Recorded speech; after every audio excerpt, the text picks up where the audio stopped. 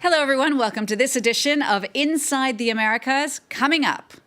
The radical question, left. Will you shut up, man? Listen, who is on your list, Joe? Who's on your list? Right. More slugfest than statesmanship. We will dive deep into the first U.S. presidential debate that was filled with name-calling and clashes between Joe Biden and Donald Trump. Trump's taxes, a key part of that debate. On the way, a look at that explosive new report that says almost every taxpayer in America paid more than the president in recent years.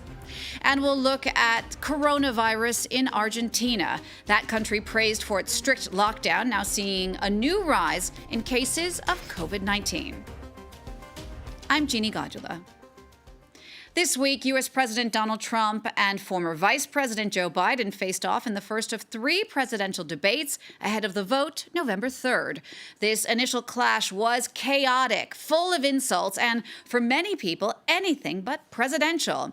Cole Stangler was keeping a close eye on that presidential debate. He joins me now on the set. Cole, let's start first with the tone of this debate. The level of acrimony we saw between these two men was really unlike anything we've seen before. Yeah, on a rhetorical level, this was not a very impressive spectacle, you might say. And that's in large part because there were so many interruptions, most of them coming from President Donald Trump. At the same time, we saw the tone get very personal. Trump attacked the former vice president's son. He attacked Biden's grades in college.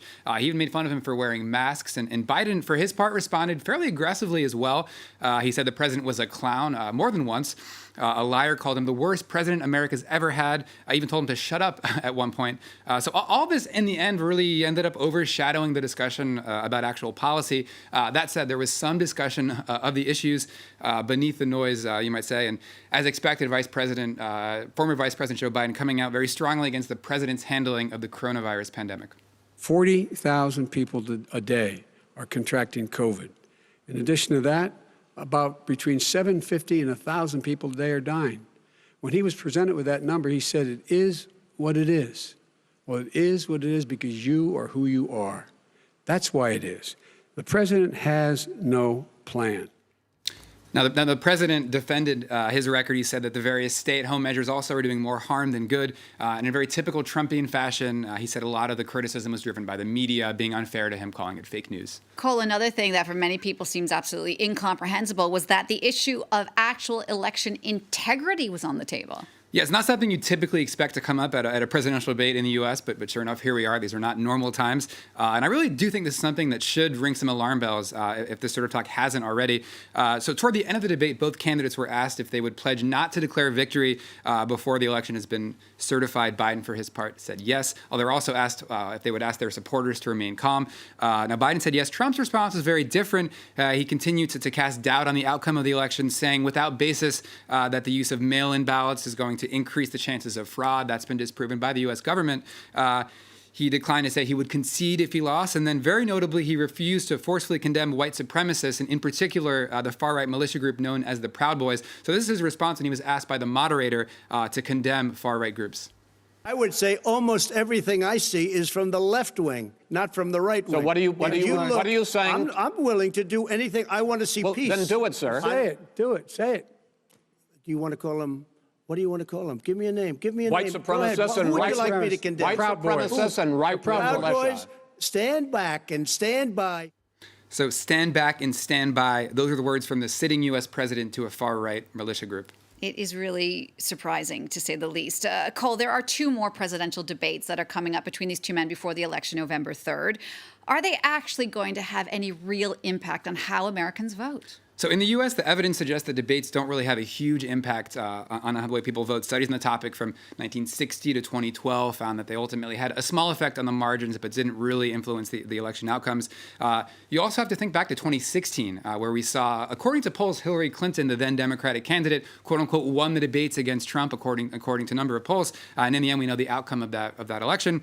And then 2020 is a very special election, a unique election where you already have millions of people that are voting by mail, that have started to do that might already have made up their minds about who to vote for. And then the final point would be that The U.S. has fairly low turnout when compared to other European countries, for example. But among people that do vote, there's already a level of polarization that's very high, which is to say that people know which candidates they support. People are already familiar with Vice President Joe Biden. They're already familiar with Donald Trump. And so that's why the tone of this particular Trump style, it might be sort of jarring on an intellectual level, on an abstract level, to see the U.S. president talking that way. But if you've been following U.S. politics, it's really not all that surprising. Cole, thank you so much for that. France 24's Cole Stangler. Now, the issue of Trump's taxes also came up in that first presidential debate. Trump has always broken with longstanding tradition, refusing to publish his tax returns. But last weekend, the New York Times said Trump used tax loopholes to pay just $750 in federal tax during the first year of his presidency, and no taxes for several years before that. Our reporters have more now on whether or not that report will influence voters. How do voters see it? As a bombshell or a dud? On Sunday, the New York Times published their investigation that found that Donald Trump is deeply in debt and paid little to nothing in federal income tax over much of the past 2 decades. In the battleground state of Ohio, people are thinking about whether the revelations should change the way they vote. Absolutely will not affect how I vote in the election. As I said, if that's in the tax code, we should change the tax code and look at the middle class who's paying all of the taxes for the United States. I was already swaying Biden because I just don't agree with anything Trump does, but this definitely doesn't help. Meanwhile, the US media has had a lot to talk about. A Fox News editorial said the expose will barely affect the election at all, while a CNN one says it exposes Trump's billionaire bluster as a sham, while perhaps not damaging his image among his followers. A poll conducted after the report found that 15% of Republicans don't think Trump paid his fair share of income tax, while on the other hand, almost 70% of them see him as a successful businessman who knows how to avoid tax. One aspect separating the outraged from the unconcerned is the fact that this is tax avoidance, not evasion. But the article was pretty clear, and that it said that we're not saying there's any tax evasion going on. Evasion is outright lying. It looks like this could just be a lot of sophisticated tax accountants and tax lawyers in the room doing what they do best, minimizing their clients' taxable positions. Many Republican voters believe that as long as it's not illegal, anyone is within their rights to take advantage of the system. Defending his efforts to pay as little tax as possible, Donald Trump has blamed Joe Biden and former President Barack Obama for helping him do so via the tax code. When he makes these arguments, Trump's got more than the election at stake. The New York Times revealed that he's personally responsible for debts of more than $420 million, most of it due in the next 4 years.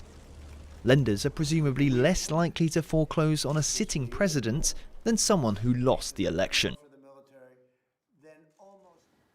Now, also in the States this week, California was hit with new wildfires. 2 destructive fires ripping through the northern part of the state, one threatening towns and wineries in Napa Valley, another that killed 3 people in the Cascade foothills near Oregon. Firefighters like the ones you see here are now facing a battle against the blazes that could take weeks. Well, that comes as the numbers from COVID-19 in the U.S. continue to rise. 200,000 deaths, millions of job losses. This week, Disney announced it is firing 28,000 people. Now, that's mainly from its parks in Florida and California, though some workers on Disney's cruise line and shops will be affected as well. The 2 resorts employ around 110,000 people in all, many of whom have been furloughed since the beginning of the pandemic. Disney has criticized the state of California in particular for keeping its parks there closed, which Disney says has only made the situation worse. Now, Argentina has been praised for its early lockdown response to COVID-19, measures that were imposed back in March. But while quarantine is still broadly in effect, the number of new cases in Argentina continues to rise. There are now more than 700,000. Cole Stangler and Claire Rush take a closer look. Despite one of the world's longest lockdowns, new cases of COVID-19 continue to sweep across Argentina. At around 11,000 per day, the country now has the 5th highest total of average daily infections worldwide.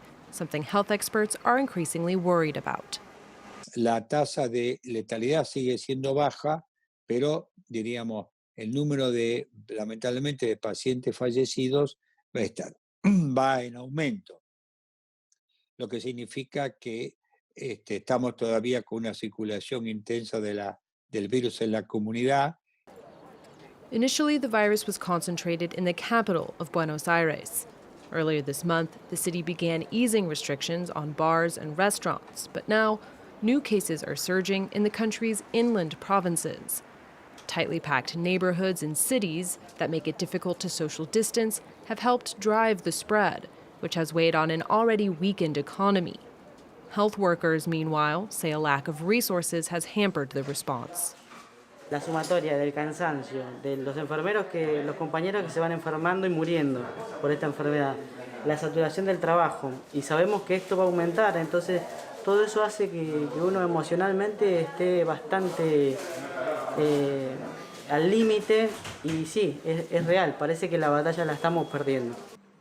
Earlier this month, President Alberto Fernandez extended stay-at-home measures until October 11th. In the face of growing criticism, he defended Argentina's handling of the crisis, while noting the pandemic is far from being overcome. And we'll stay in Argentina for our last item. A lawmaker there was suspended after he left his camera from a virtual congressional session on just a little bit too long. Juan Emilio Ameri was suspended for inappropriate conduct during that session after he appeared on camera touching a woman as she sat in his lap. Ameri was online at the time, but explained afterwards that he wasn't aware that his internet connection was working. The silver lining, you might say, is that the woman he was seen with was his wife. That's all the time we have for this week's show. We'll see you next time for all the news from north to south.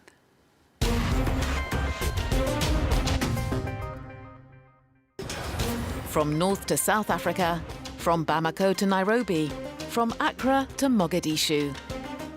Bringing you all the political, economic, cultural and social news from Africa, for a better insight into an ever-changing continent. Across Africa, presented by Georgia Calvin-Smith on France 24 and France24.com.